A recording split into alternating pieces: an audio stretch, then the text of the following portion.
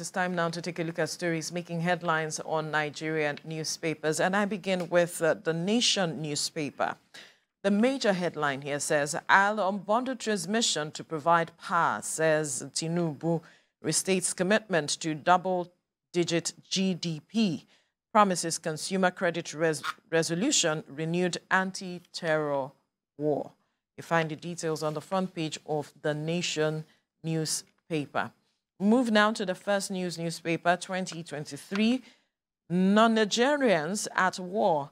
I'm still Afeniferi's leader. We are backing Tinubu. Fasharanti replies, Adebanjo. Find the details on the front page of the First News newspaper. And to the Leadership newspaper now, 2023 campaign. Atiku Tinubu Kwankwaso offer solutions to ailing economy. Atiku Tinubu Kwankwaso offer solutions to ailing economy. And on the front page of the Daily Times, 2023, no plan to remove INEC chairman, Adesina says. 2023, no plan to remove INEC chairman, Adesina, speaking there, Mike. All right. On the side, we have the Blueprint newspaper. Blueprint says 1 week after planned Naira redesign, EFCC nabs Kogi Assembly candidate Atumeyi with 326 million Naira and $610,500 cash. That you see on the front page of the Blueprint newspaper. Then let's go to Business Day. Business Day says Buhari's actions contradict comment on nepotism. Buhari's actions contradict comment on nepotism. That's the big story on the front page of the Business Day. And then from there, let's go to the Nature News. Nature News says why Buhari administration prioritize steel sector's development. Oshibajo is saying, this is as the vice president, says the federal government will break Ajaokuta jinx. Okay, that's what Nature News has on its front page. Nigerian News Direct is next now, and it says $6 billion Mambila Power Project litigation, EFCC probe frustrate execution. Minister tells Senate. And as lawmakers lament frustration amid huge budgetary allocation regarding this, generating debates. That's what you see on the front page of the Nigerian News Direct. And then this Nigeria is next, and it says US-UK terror alert hit nation's economy hard, says the federal government. All right, EFCC probing $6 billion Mambila Power Project, as the minister is saying this. All right, all that you see on the front page of this Nigeria. Daily Trust is next, and it says parents cry out as bandits abduct 39 children from Katsina farm. Parents cry out as bandits abduct 39 children from Katsina farm. That's what you see on the front page of the Daily Trust.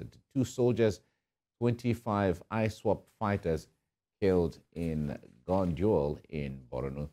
And don't ignore US-UK terror alert, reps tell federal government. And we've devised tactics to overwhelm enemies, as the army chief is saying this. That's what you see on the front page of the Daily Trust. Veronica.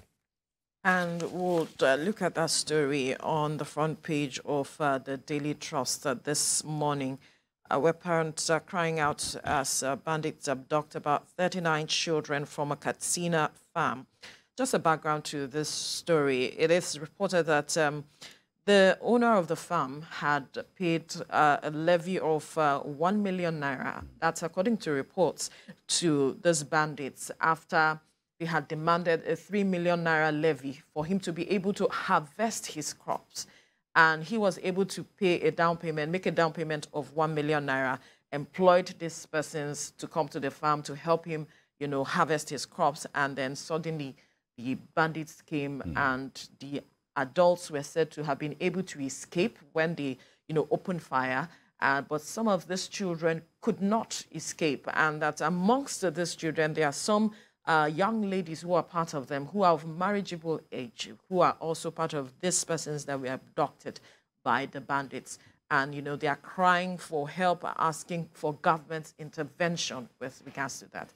Paying levies, Mike, this is something that we had spoken about a lot of times here. The point is the fact that we have given commendation and to the security agencies that we've seen a heightened action against terrorism across the country, from the northeast to the northwest and even part of north central. It doesn't take away the fact that there are still some action of bandits and terrorists here and there, just pockets of them here and there. In fact, some of them don't make the headlines. Yes. Some that we get to hear of the stories from personal engagement and the stories we hear from people here and there and reports. Not all of them make the headlines. Now, the case in Katsina State is a very is a typical one of how things have been. In parts of the northeast, you still have some people who are scared of going to the farms. In the northwest, where people make farm a lot of rice and so on, you still find people paying monies and ransom and taxes and tariffs if they want to harvest their crops. So it's just a typical example of what is going on in those areas. So this is just one of those that made headline. And when the news came out yesterday, it just resonated with a lot of those things that happened in part of Zamfara State and also in Kebbi State. Yes. So what the government is doing, of course, we can't take it away that government is not working. Government is working. We can see activities of the military. We can see activities of the army, ensuring that they, and even the Air Force, ensuring that they weed out or comb all the places they need to comb to get rid of bandits.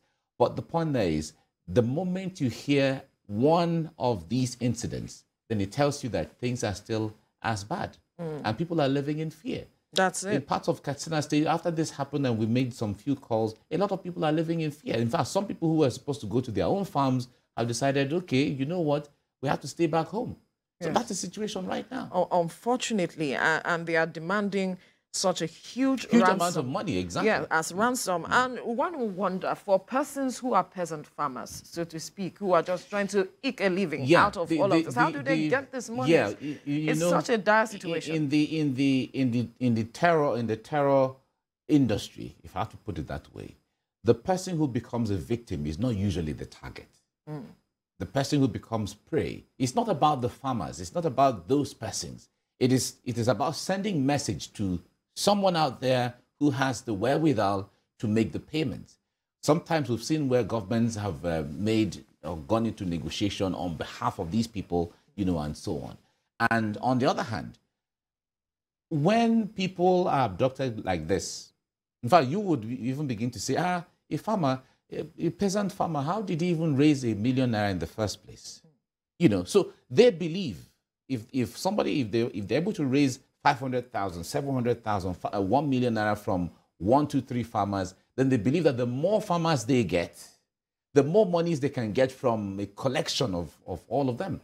So the point there is, at a time like this, it is a survival tactic or survival strategy of whatever money they can raise, let's raise it exactly from the bandits. Because their main channel of distributing monies or distributing weapons or distributing food have been truncated by the military. So they are not able to move as much as they used to move. So, but they need to raise money by all costs or by all means. So whatever monies they can raise, the more people they can get into their nets, the more monies they can raise, no matter how small, but they add it up one way or the other. So that's the reason. So it's not about the farmers themselves. It is about the issue of sending a message. And sending message. Exactly. Sending a message and signal to those who can, because sometimes the farmers, if they don't have the money, they make calls to relatives, friends, sometimes even their churches and their imams to raise money, to help raise monies, to rescue them. So they've seen that happen and they've seen it thrive, especially when they're not getting the kind of response they want to get from government. In the past, remember, state governments were negotiating on behalf of citizens. Yes. But that is not happening anymore. The governors are no longer negotiating. So since they've seen that door close, they want to go the other way, where churches have been responding, mosques have been responding as a way of getting their own members back, as a way of getting communities have been responding as much as they can. Exactly. So the point there is, if the government is not responding and local governments are no longer responding, let's get it from churches, let's get it from mosques or traditional institutions. It's so unfortunate that at a time where we've been talking about food security and persons are looking to, go to the farms to get the little they can, we're having this kind of situation. We also see the situation with the floods where farms were submerged by the floods, and now we're still having this matter. It's such a complex situation as it stands. Using the word complex is even understatement. It's mild. Because apart from the security and the floods, the environmental challenge, which has compounded the situation, the psychological aspect of it is totally there, where an average farmer who has farmed, you've seen your farm sprout, and then you're looking forward to how much you're going to make from maybe your rice farm or your yam farm or your cassava farm or whatever the thing is, and then the floods come. Some people are falling ill because we call back home, we make calls here and there. And there are those who have even lost their lives. A lot of people have lost their lives from hypertension and all of that. How am I going to cater to my children and to my family? How do I survive after now? Because the issue there is, a lot of these farms don't have insurance. They farm based on, okay, my father or my grandfather handed down a very large portion of land and all of that, and this is where we do our thing in the last decade or 2 decades or 3 decades. That's all they know. So there's no cushioning effect to say, okay, we have a flood that destroyed the farm, so I'm going to fall back on funds from insurance policy, on agric insurance policy, to give me a comeback after the floods.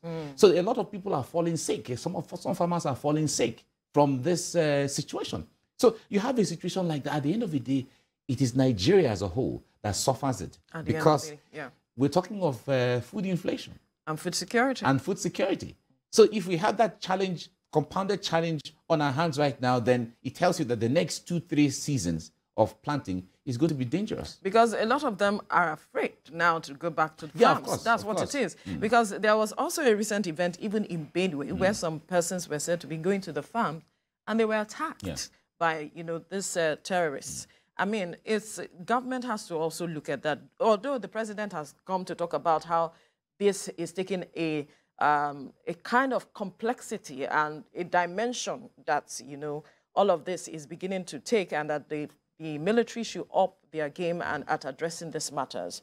We hope to see some, respite for the farmers addressing these security issues where they have to be paying levies. It's not what it's supposed to be, especially where you have a government in place and now you're paying levies to terrorists. It's such a challenge. That is why everyone is saying, let there be state police, so that the state governments have a better hold of the security within their domains. Yes. Because, of course, we know that there is intelligence that have been gathered from the Nigeria police, from DSS, and from military, but the structure of the security apparatus, where the channel or chain of command has to go straight to Abuja, it is not able to cover every single places as it's supposed to be. So the moment you decentralize the police or the policing system, where everybody who is a member of or who is an agent of the security agent or agency in the state is a member of is an indigene of the state. You have network here and there. This is where you grew up. This is where you have been all the while. They understand the terrain and they speak the language and all of that. It helps to be able to gather more information and get more intelligence from within, so that whatever they want to surmount is easier to surmount such kind of challenges than someone who is from Akwa Ibom State and you transfer him to Kwara State. He doesn't understand. He has no idea. He has no idea. The only idea he has is the intelligence, is the conventional security intelligence or security skill that you have. There are still some other soft skills that you need that will give you an edge when you're dealing with security in a particular locality. Every insecurity is local. Every capacity is also local. So the moment you deploy that local, whatever to it, it helps the outcome of your overall security. The point there is that there are places where you deploy, like they say, you deploy armor tanks to some places. They may not give you the kind of result that you like to get sometimes. That's it. That's it. And it's very important that you raised this point. We can only hope, keep hoping that something is done to addressing these matters as quickly as possible, because at the end of the day, it affects all of us. Yes, it's a cycle. It affects every one of us.